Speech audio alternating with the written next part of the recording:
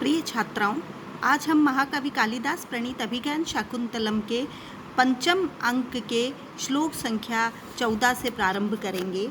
अब तक हमने देखा कि राजा दुष्यंत के पास महर्षि कण्व द्वारा प्रेषित शार्गरव, शारदत्त, गौतमी आदि को अग्रगण्य करके और शकुंतला अपने पति गृह की ओर विदा होकर के आई है।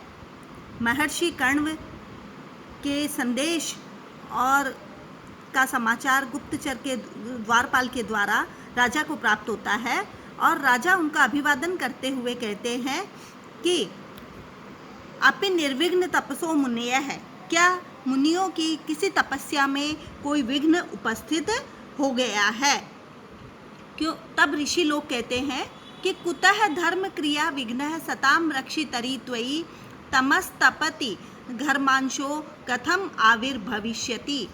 कि सताम रक्षितरि सज्जन व्यक्तियों के रक्षक त्वयि आपके रहते हुए धर्म क्रिया विघ्नः कुतः, धार्मिक क्रियाओं में विघ्न कहाँ से उपस्थित हो सकता है।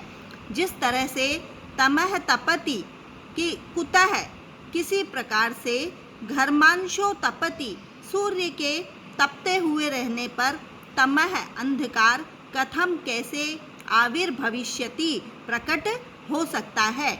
ऋषिजन कहते हैं कि जैसे जब तक सूर्य प्रकाशित रहता है तब तक अंधकार प्रकट नहीं हो सकता, उसी प्रकार जब तक आप जैसे तपस्वी के रक्षक विद्यमान हैं, तपस्वियों के रक्षक विद्यमान है, तब तक हमारी धार्मिक क्रियाओं, यज्ञ अनुष्ठान आदि क्रियाओं में विघ्न नहीं हो सकता है। वस्तुतः इस कथन से ऋषियों का तात्पर्य है कि इस राज्य में आप ही रक्षक हैं और आपके रक्षा करने पर यहाँ सब सज्जन हैं, अतः उनकी क्रिया मात्र में विघ्नों की संभावना नहीं हो सकती। धर्म क्रियाओं में तो स्वतः एक विघ्नाभाव रहेगा ही। इसी प्रकार जो ही सूर्य उदयाचल का पर प्रकट होता है त्यों ही अंधकार जो है वो नष्ट हो जाता है, और जब वह पूर्ण रूप से देदीप्यमान होने लगता है सूर्य, तब तो अपने आप ही अंधकार की संभावना नहीं रहती है। अतः हमारा तप निर्विघ्नता पूर्वक यहाँ पर चल रहा है। फिर शार्गरव जो है वो पुनः कहते हैं कि त्वम अर्हताम प्राग्र सरह स्मृतो नः शकुंतला मूर्तिमती च सत्क्रिया समानयम स्तुल्य गुणम वधूवरम चिरस्य वाच्यम न गतः प्रजापति। कि आपने गांधर्व विधि से, महर्षि कण्व ने आपको संदेश दिया है कि आपने गांधर्व विधि से मेरी पुत्री से विवाह किया है और उस कार्य के लिए प्रसन्न होते हुए मैंने तुम्हें इस विवाह को स्वीकृति दे दी है, क्योंकि त्वम हे दुष्यंत आप न है हमारे लिए अर्हताम प्रशंसनीय जनों में प्राग्र सरह अग्रगण्य हो, ऐसे स्मृत है, ऐसी माने गए हो, और शकुंतला च, और यह शकुंतला भी मूर्तिमती शरीर धारिणी की मूर्तिमती है, साक्षात शरीर को धारण करने वाली मूर्तिमान है, और सत्क्रिया पूजा और सत्कार रूप है, तुल्य गुणम वधूवरम ऐसे समान गुण वाले वधू और वर को समानयन मिलाते हुए, प्रजापति ब्रह्मा भी चिरस्य चिरकाल के पश्चात वाच्यम न गतः निंदा के पात्र नहीं हुए हैं। यहाँ पर भगवान कश्यप की मान्यता को प्रकट करते हुए, उनकी स्वीकारोक्ति को बताते हुए यहाँ पर शार्गरव कह रहा है कि दुष्यंत और शकुंतला आप जैसे समान गुणों वाले वधूवर को मिलाकर वे महर्षि कण्व भी प्रशंसा के पात्र हो सके हैं। यहाँ पर वंशस्थ छंद का प्रयोग जो है वो महाकवि कालिदास ने प्रस्तुत किया है। फिर आगे कहते हैं, गौतमी कहती है, आर्य किमपि वक्तुम अस्मि, मैं भी कुछ कहना चाहती हूँ, न मैं वचना अवसरो अस्ति, क्या मेरे वचनों को मेरे कहने का कोई अवसर नहीं है, क्योंकि न अपेक्षितो गुरुजनो अनया त्वया पृष्टो न बंधुजनः एकैकस्य च चरिते भणामि किम एकैकम।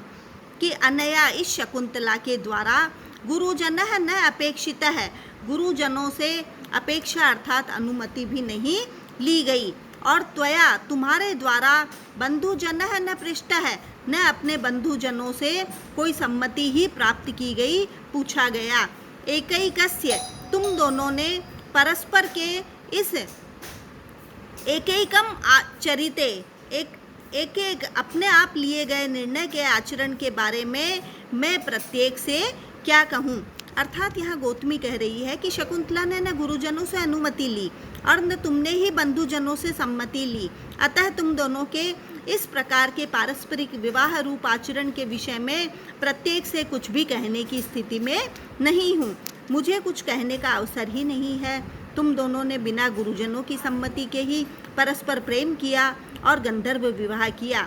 इस प्रकार तुम दोनों के पारस्परिक प्रेम व स्वेच्छाचारिता के संबंध में तुम दोनों से ही कुछ कहने का अवसर नहीं है। अब तो तुम दोनों का ही उत्तरदायित्व है कि इस स्वीकृत कार्य का तुम अच्छी प्रकार से निर्वहन करो।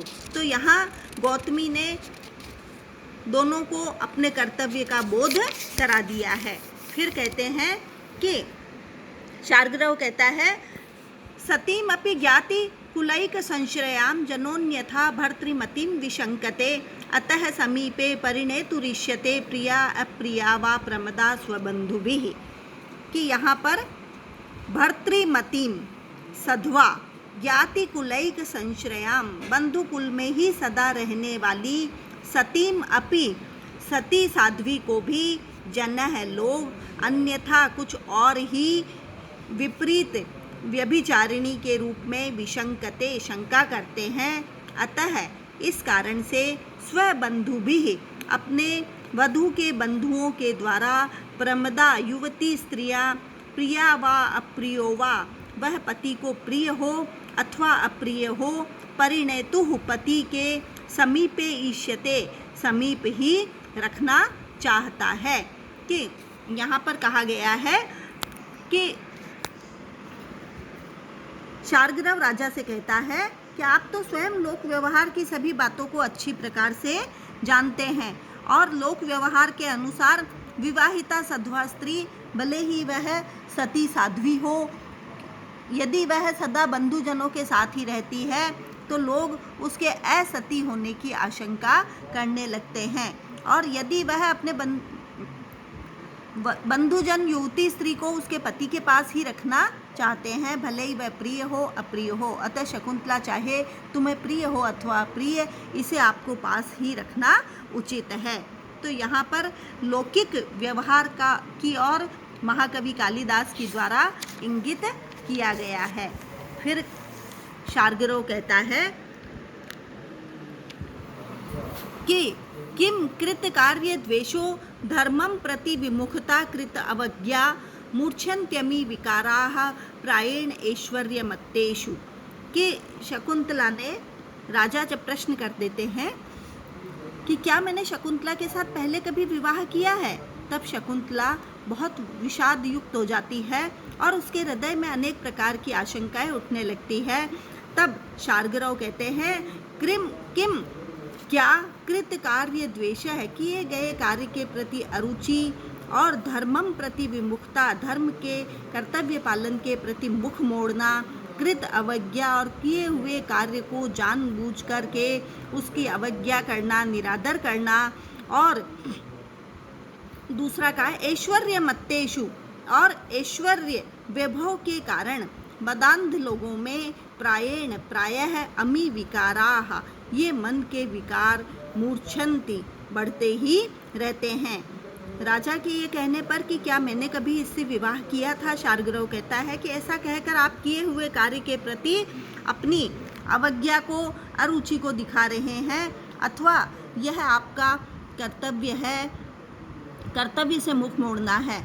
आप जानबूझकर अपने किए हुए कर्म को ही दुष्कर्म समझकर उसका तिरस्कार कर रहे हैं। शार्ग्रव की ये बातें सुनकर राजा बीच में ही उसे रोक लेते हैं और कहते हैं कि मेरे विषय में ऐसी झूठी कल्पना का तो प्रश्न ही नहीं उठता है। पर शार्ग्रव अपनी बात को पूरा करते हुए कहते हैं कि प्रायः देखा जाता है कि जो लोग ऐश्वर्य आदि से मदान्ध हो जाते हैं, उनमें कृत्य कार्य द्वेष आदि मनोविकार प्रायः उत्पन्न होते ही हैं, जैसा कि आज आप में दृष्टिगत हो रहा है। शकुंतला से विवाह करने के बाद भी अब आप उसका निरादर कर रहे हैं। तो यहाँ शकुंतला और राजा के बीच के हुए संवाद के बाद जो स्थिति उत्पन्न हुई है उसको यहाँ कालिदास के द्वारा प्रकट किया गया है। फिर राजा शकुंतला की ओर के कथन की ओर ध्यान पूर्वक देखते हुए कहते हैं, इदम उपनतम एवं रूपम अक्लिष्ट कांतिम प्रथम परिगृहीतम श्यान्नवा व्यवत इति व्यवत्सयन भ्रमर इव विभाते कुंदमंतस्तुषारम न च खलु पर भोक्तम नैव शक्नोमि हातुम। कि आज इस शकुंतला को देखकर मेरी अवस्था जो है वो कैसी हो रही है कि एवं इस प्रकार से उपनतम प्राप्त हुए इदम इस अक्लिष्ट कांति निर्दोष शोभा संपन्न रूपम ऐसे इस सौंदर्य को सौंदर्यशाली व्यक्ति को प्रथम परिगृहीतम पहले कभी विवाह के रूप में मेरे द्वारा स्वीकार किया गया है, नवा अथवा नहीं इति अव्यवस्यन इस प्रकार निश्चय न कर सकते हुए विभाते प्रातःकाल अंतः तुषारम ओस से भरे हुए कुंदम कुंद के पुष्प को भ्रमर इव भंवरे के समान न च परिभोक्तुम शक्नोमि न तो मैं उसका उपभोग ही करने में समर्थ हूँ, नैव शक्नोमि हातुम और न इसे छोड़ने में ही समर्थ हो रहा हूँ। ऐसे सौंदर्यशाली रूप को जो देख करके कि क्या कभी मैंने इसको पहले पत्नी के रूप में स्वीकार किया था अथवा नहीं, यह मैं निश्चय नहीं कर पा रहा हूँ। जिस तरह से प्रातःकाल ओस से भरे कुंद पुष्प को भ्रमर जो है न तो उसका उपभोग ही कर सकता हूँ भ्रमर के समान और न उसको छोड़ पाने में ही मैं समर्थ हो रहा हूँ। तो यहाँ पर राजा की द्वंद्वात्मक मनस्थिति का वर्णन महाकवि कालिदास के द्वारा प्रस्तुत किया गया है। धन्यवाद।